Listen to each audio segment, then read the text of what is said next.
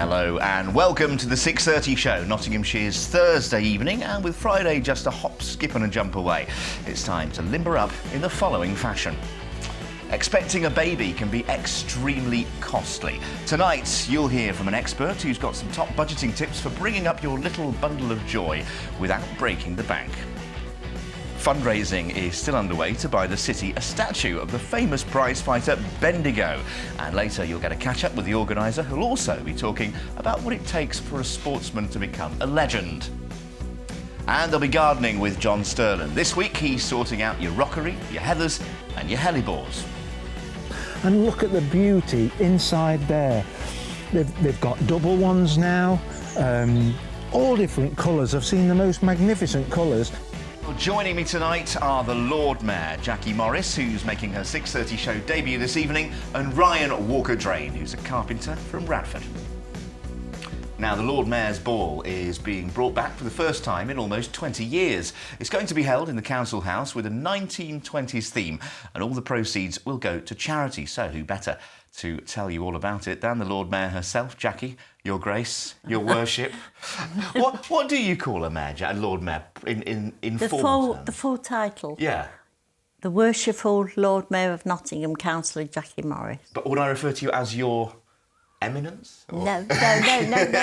It's a lord, actually. That's been the confusion over the years, because people naturally think it's a lady. A lady lord. And they will call you Lady Mayor, and it's not, because the lord is the important thing, no matter what the sex of the person is. Now we've got the rubric right.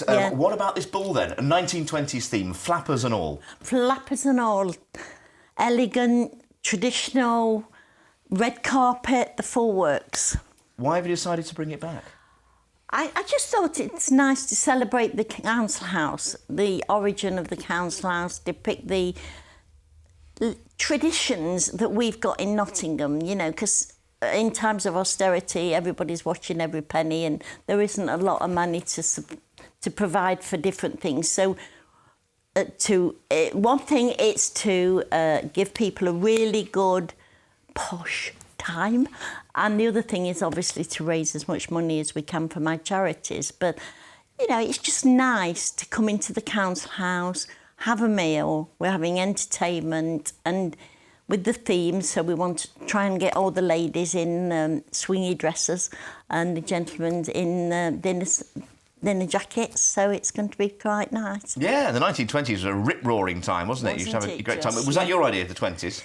Well, it's 1928-29 when the council house was finished, you see. So it is an astonishing ballroom. You've been in it, Ryan? I have. I've been to a wedding in the council house and had a look, and I think it's a lovely thing, a great thing what you're doing, because I'm obviously very patriotic Nottingham, and the council house is Nottingham, so it's great. I'm also a traditionalist, so it's great to bring it all together. Like you say, in a time of austerity, and that it gives people, I think it's brilliant, yeah. Yeah, no, I think so. It's a good theme, and I say that ballroom is absolutely astonishing, isn't it? And we've had a new floor. Yeah, you have. You've had a new floor put in. Can anybody go? Yes, that's what the aim of the exercise was, that, yes, you know, there's lots of charity balls, and so we kept it at a price that we felt that was manageable. I want people from all walks of life to come. How much is it? It's £50, but that's including all the wine and all the entertainment, and we've got the Chinese lion dance, so they're going to do. We've got barbershop choir, we've got swing bands, we've got the lot. Sounds great. Just tell me about Dolly Parton's connection to all of this. Well, my charities are the Deaf Society and Dolly Parton's Imaginative Library, which enables every child from 0 to 5 to have a book posted free into their homes. So that's proving to be really invaluable, teaching children how to read, bringing on the speech and everything. So Dolly started this charity because she didn't have much of an education, being born where she does, so she was passionate that every child would get access to a book. And so she's wrote me a letter to thank me for all I'm doing and thank the people of Nottingham, so it's an amazing letter. I've got it here. Oh, let's have a look. Hand signed by Dolly. There we go. There's Dolly Parton's signature for you. Yeah, dear Lord Mayor, how nice of you to host a charity ball to help support the Imagination Library. And it goes on. You'll treasure that. Yes, it is. It's a great honour. And she's saying there's no other city around the world that's worked so hard for her charity. So she's really, when she comes over to England, she hopefully wants to come up and see us. Fantastic. We'll have to get her on, won't we? Yeah. We'll get Dolly on the program. That'll be fantastic. Dolly on the couch. I've dressed up as Dolly. We've got cardboard cutouts all over the city of her. Yeah, we all got dressed up as Dolly. Do you fancy coming to the ball with me, Ryan? Absolutely, let's do it. You're Here on we it are. today. There's a booking form here. You can take it away. Jackie's got all the paperwork. Marvellous. Prepared. Now, we cover all sorts of sports here, of course, on Notts TV, but this next one is somewhat out of the ordinary. Knife and axe throwing. Yep, it is a sport, and it's thriving, apparently. Ian Chambers went along to a training session in Huthwaite ahead of the Spring Fling UK Championships next month.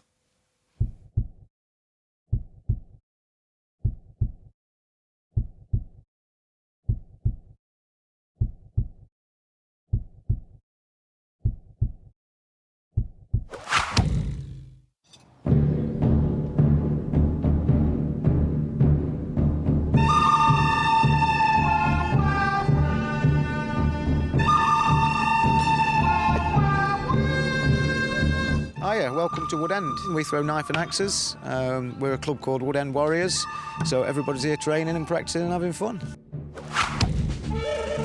So I'm in what should be a quite frightening predicament, surrounded by knife and axe throwers, but all friendly blokes. Trust me, I can tell you that for sure. Johnny, how long have you been doing this? Roughly about 2 years. And Dave, how about you? Me and Mo came up and just, well, not looked back. It's done it ever since. Is it quite addictive, Mo? Yeah, it's very good because a day like this, it's nice, it's relaxing, peaceful. What more do you want? Long day at work, come out here, throw your knives, just relax. It's unwinding time. In a nutshell, right, 3 things. 1, how you hold it, keep holding it the same way. Number 2, where you stand, finding your distance, and how you throw it. And that will come naturally, that can be trained to anybody. Okay. Okay?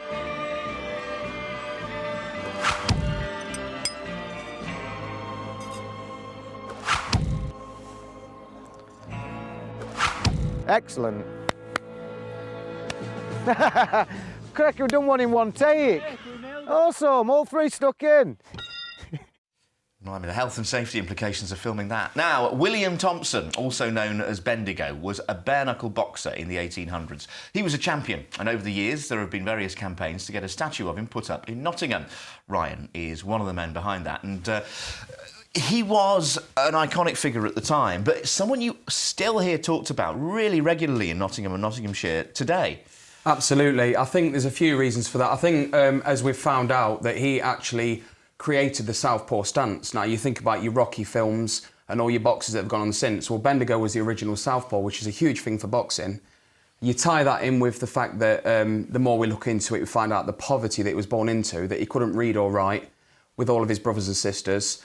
And to come out of that, I mean, his family was sent to the workhouse. You never come back from something like that. You know, it's almost like you're in that decline. To come out of that a champion and inspire the poor, inspire the masses, and become a great talker, it's just a story of inspiration, and it's catching on because we're talking about it so much. In those days, to have that sort of almost celebrity, I mean, he did have celebrity without the media. You had to be something pretty special. I mean, now anyone can be classed as a celebrity, but, you know, he clearly had a sort of magnetism, didn't he? Yeah, he was a personality. I mean, his funeral is still regarded, you know, as the single biggest event to happen in Nottingham City. They followed his coffin from Beeston in the thousands all the way into the town. Even after his boxing had finished and he became a preacher, he'd stand in the market square and preach, and before you knew it, there'd be 5,000 people just listening to him. It wasn't just about his boxing. And we haven't, in your view, at the moment, got a fitting tribute to him in the city? Absolutely not. No, that thing that is in Sneinton, it isn't stone, it's concrete, as we've found. It is by no means fitting to a legend. It's hidden behind trees. A lot of people, when I went with Hugh Caswell and did the Notts TV production before, he was stood below it. He didn't even know it was there. It's hidden. We need something much better in a much better location, which for me is Trinity Square. Jackie, are you in favour of what Ryan's trying to do? Yeah, I am, because it played quite a big part in my life. My grandparents lived in Stent and I lived in Borough, so I used to come through quite a young girl and on the bus and with my mum, and we'd go up Bath Street and there would be the statue of Bendigo, and Mum used to talk about it, and I knew that was we were near Grandad's house. So, and where I live at the moment on Padstow Hill, he actually fought behind where my house is did, now. yeah. So This is what we're saying. Everyone's got a connection. Everyone's got a story. We'll talk more about exactly what it is that you want to put up in a bit, Ryan. Yeah. But when it comes to the status of being a legend, what turns an ordinary sportsman into a celebrity? A star is just somebody that's known for doing something. In my opinion, a legend is somebody that's known outside it. So you've got a fan of, say, James Bond. Somebody who's never seen a James Bond would recognise Sean Connery as James Bond. That would be a legend. And you mentioned 450, meaning the Bobby Moore I've got. The only captain ever to lift the World Cup, so legendary status in its own right. You need to be at the top of your profession for many, many years. Not this sort of 2-year cycle that you tend to see with lots of music stars. They'll be hot for a couple of years and then drop off. You need to keep coming back again and again. Your Madonnas, these people have been around for many, many years. So top of your fame, keep it going, and you might get on the wall.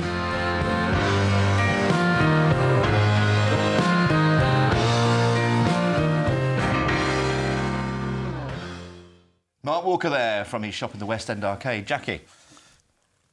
yeah, I just want to say that, you know, it's time that we really celebrated our past and our history, and this is a wonderful city. And the years, I've done 2 years in Civic now, and it really, I'm a big supporter of civics and tradition, but how important it is to the people of Nottingham, Sure. I think we should recognise And that. not just Robin Hood. By doing that. No, no. In the few seconds we've just got before the break, so just tell us what this statue is going to be. OK, so the statue that we want is a bronze statue in his southpaw stance, which he created. Yep. In Trinity Square. His house has got a plaque on Trinity Walk, Brilliant. so that's what we're after. Fantastic. Yeah. Back in a few moments when we're talking the best way to budget for a baby.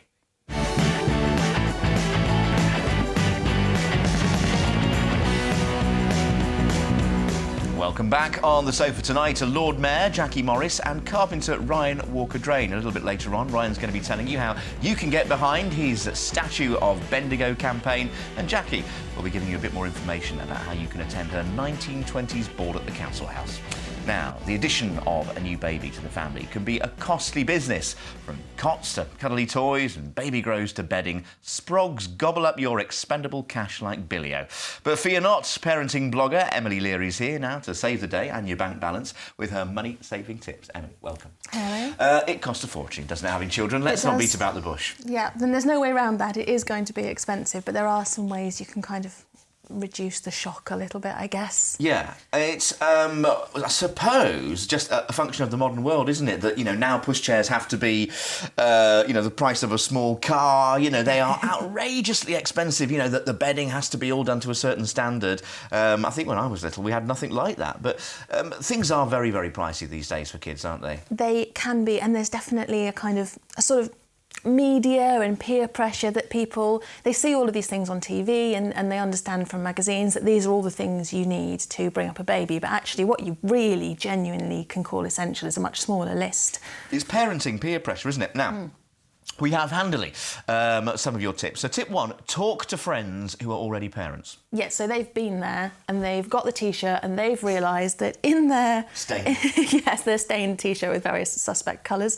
They know that in their attic or in the corner of the baby room is a whole load of stuff that they never use that probably still has the label on it. And they will be things that appear on an essential list, like a bath thermometer, which everybody buys. You buy the baby bath and the bath thermometer, and then you realise that you use your wrist. Well, why did I buy this? And it's only maybe £4, £5, but, you know, those little purchases that, you know, are on these essential lists, so you think, well, I must need them then. And things like travel cots that so many parents buy, and then unless you actually intend to go on the sort of holiday that requires a travel cot, why did you buy it? All right. Tip number 2, buy in stages. What do you mean by that? Yeah, so again, you get these lists and there might be things that you might well need, but you don't need them straight away. So get the things that you need for the first 4 to 6 weeks, and then anything that's going to come later. For example, stair gates, you don't need those straight away. A baby will take quite a long time to start moving, so they can wait. You can have a few more paychecks come in and then you can decide. And also, every baby's different, every family's different. You might even move house, so, you know, buy what you need right then and there. And they don't work anyway. I mean, they're always an absolute pain to try and attach. Number 3, start saving now. Yeah, so the minute you find out you're pregnant, and it'll still be too late. Your life's over. Yeah. Yeah, forget about having spare cash. That's never going to happen again. But yes, the sooner you save, the better, whether it's setting up a little separate savings account or a piggy bank or whatever works for you, but just a few pounds a month, because there are expenses that you will not be expecting. So everybody knows that nappies are expensive, but the shock of how many nappies a new baby goes through. You're changing nappies more than anything else in your life for the first few months. You've got little kids, haven't you, Ryan? I have. I've got a 1-year-old daughter and 2-year-old lad, and yeah, you're right on the nappy thing. I think the stigma, because with the first one, we needed the best of everything. We needed everything new. We had to go to Next, best pram, eye candy, and all this. But then after that. So with our daughter, unlucky for her, it's like, right, okay, we can accept second-hand things because there's nothing wrong with that. That's fine. So yeah, thank God we caught on. She becomes a hand-me-down Helen, doesn't she? Tip number 4, embrace second-hand, previously loved. Yes, absolutely. And I think that, because there are bundles of joy and the most important things that we'll ever have, we think, oh no, it's got to be the new, it's got to be the best. But it's not really realistic unless you are exceptionally well off. So, yeah, embrace second-hand. If a sibling or a friend has a spare pram, accept it, put it in the garden, hose it down, get it looking like new. It's a good thing to do. Jackie, you're nodding your head. A penny for your thoughts on Emily's advice. Well, we didn't have the swish things. You just had your pram, your cot, and you got on with it. We didn't have to buy nappies. We had terrier nappies, which I'm an old-fashioned lady, but I still believe in. And they're coming quite popular again, aren't they? Way to save money. Yeah, it's a lot. It's a lot of washing. Yeah, particularly my daughter. She lived at Chilwell, and at the Theological College where we were at, they had a big sale every year and really nice quality things because of the area. And basically all the young mums there used to go, and then they'd bring them back the next year and go again. And, it's not necessarily that you've got no money. It's being sensible with the money you've got for later on, because the prices go up and go up. And you do get cash later on. It's when they go that you get cash. But yes, so it's silly. Half of the things, as you say, you never use anyway. I think my dad had to wear his sister's dress for the first 2 years of his life, as I recall from the old sepia photographs. Sorry, Dad, if you watch. Now, it's National Gardening Week this week, and if you didn't know already, our own Johnny Growmore, though, he doesn't need an excuse to take a turn round the rockery with his hoe and set to snipping with his secateurs. Today, it's the heathers and the hellebores that have caught his attention. Gardening on the 6:30 show, proudly sponsored by Lawnmaster, giving you your garden back.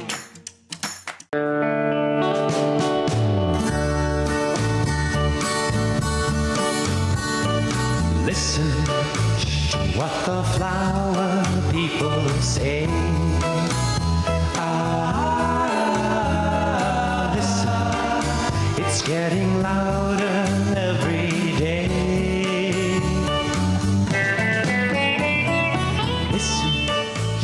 Like a bolt out of... Here we are back at Newstead. I feel like I'm turning into Lord Byron. Been here that many times. Now, what I'm noticing are the flowers. Even though it's early in the spring, John, look, there's blooms all over. Yep. In fact, there's some lovely purple-looking ones down here. Yes. What are these? These are hellebores, and they really have become popular. They come out at a similar sort of time to snowdrops. Yeah. So when you go to a snowdrop place, they very often now have lots of hellebores. And look at the beauty inside there.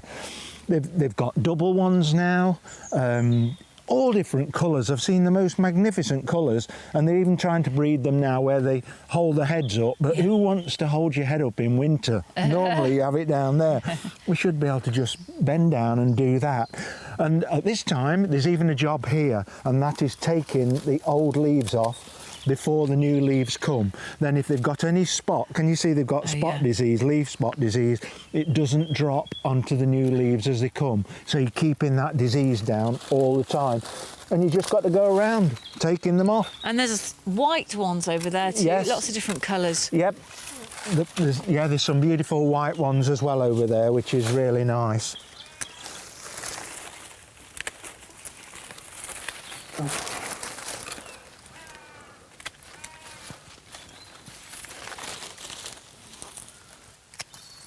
So, yeah, absolutely stunning they are, and flower for weeks.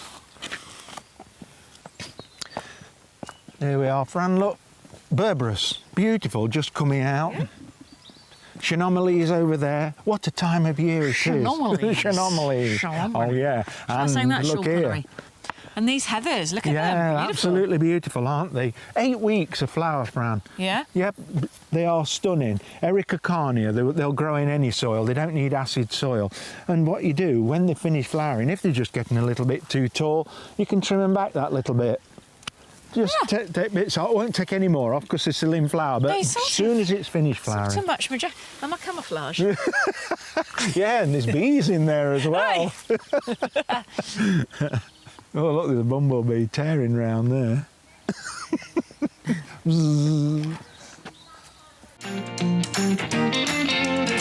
Gardening on the 6:30 show, proudly sponsored by Lawn Master. Giving you your garden back. Great, isn't he? Well, on a not dissimilar theme, the bee population's been on the decline in Britain for many years. But how can you help them? It could be easier than you think.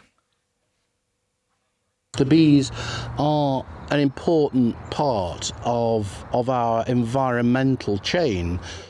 Nearly all of the soft fruits are pollinated by bees. A lot of the things that we appreciate in the neighbourhood, in our beautiful countryside, is pollinated by bees. And so if bees went, our lives as we know it would be totally changed completely. If people see bees in their garden, they should try to encourage it rather than destroy it. We can encourage it in various ways. We can encourage bees to come into our garden simply by growing the right type of plants. Most shrubs, wildflowers and trees are a great source of nectar and pollen for our bees. OK, in the time that remains this evening, let us just recap on a few of the things that Ryan and Jackie have brought to the table. Ryan, first of all, this campaign to get the statue of Bendigo, it's going to be in the Market Square, isn't it? Trinity Square. In the Trinity Square, yes. Sorry, yep. Yes, Trinity Square, because he was born on Trinity Walk, so it's very, very fitting. If I can say, we've got our first fundraiser tomorrow night at the Arnold Bonington Theatre. It's Muhammad Ali film documentary When We Were Kings. We chose that because the similarities between Muhammad Ali and Bendigo, with the personality and the sort of the fighters that there were, is amazing. So yeah, we hoping it starts at 7:30 that Nottingham get behind us. We've sold quite a few tickets. We've got Lee Wood, the boxer, and Marcellus Baz from Nottingham School of Boxing coming as guests of honour. So we're trying to unite Nottingham's fighters and sports people around Bendigo, the original. It's very important that you celebrate the original. OK, and it's £60,000 that they need to raise, so if you want to be a part of that, you can go along. And a friend of Dolly Parton, Lord Mayor Jackie, tell us about, just once again, how anyone can come to the 1920s ball that's happening at the Council House. Yes, I want it for people of every walks of life, and we've only got just over the weekend because we need to get the menu choices in. So if you'd like to come to my Lord Mayor's Charity Ball, the email is nds@notdeaf.org.uk. Let's have a look. NDS, Nottingham Delta Sierra at notsdeaf.org.uk. NDS at notsdeaf.org.uk, and it's on Saturday, the 23rd of April. I could be a town crier. Yes, I've got a job. Thanks very much to my guests, to Ryan and to Lord Mayor Jackie. From me, have a very good night. Good night.